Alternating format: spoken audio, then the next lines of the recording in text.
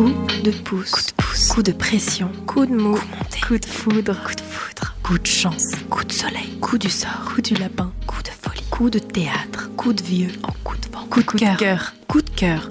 Les coups de cœur littéraires de la librairie Landru par Pascal Farge.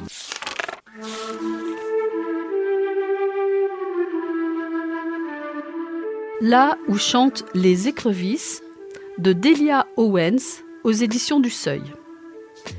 Nous sommes en Caroline du Nord, dans une petite ville au nom de Barclay Cove. C'est ici que réside Kia, la fille des marais. La famille s'installe dans ce qui leur reste de viable, une cabane. La mère, avec ses 3 enfants, essaie de survivre. Fait preuve de créativité, d'imagination, mais finalement fuit, laissant derrière elle le père et les enfants. Puis les garçons partiront aussi. Puis le père partira, reviendra, repartira, laissant notre incroyable héroïne seule au milieu des marais. La force de ce livre, c'est la force de Kia. Sauvageonne, elle s'inspire de ce que lui apprend la nature pour vivre, survivre dans cet environnement difficile. Elle sera adoptée dans ce milieu hostile et lui rendra hommage en devenant une chercheuse accomplie. Ses rencontres avec la nature humaine seront autant belles que violentes. Mais cette jeune fille, tellement forte, nous donne une leçon de vie incroyable.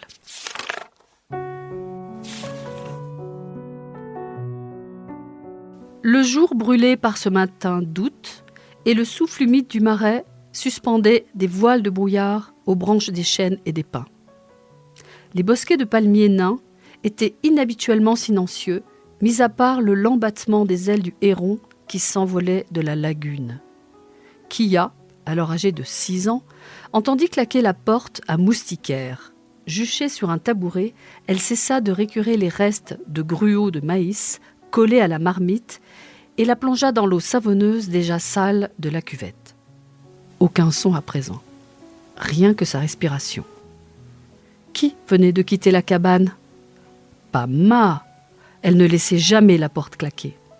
Mais quand Kia se précipita dans la véranda, elle aperçut sa mère, vêtue d'une longue jupe brune dont les plis des anses lui caressaient les chevilles, qui descendait le chemin sablonneux sur ses talons hauts, des chaussures à bout carré en simili-cuir d'alligator.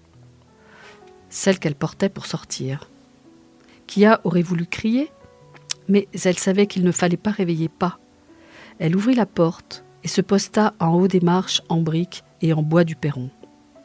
De là, elle vit que Ma portait sa grande valise de voyage bleue.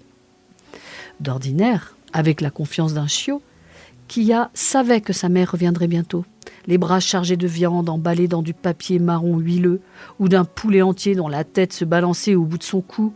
Mais jamais Ma n'avait aux pieds ses chaussures en alligator, ni ne portait une valise. Les œuvres coup de cœur de Pascal Farge, c'est dans votre librairie Landru, 74 rue Joseph Vallot à Chamonix.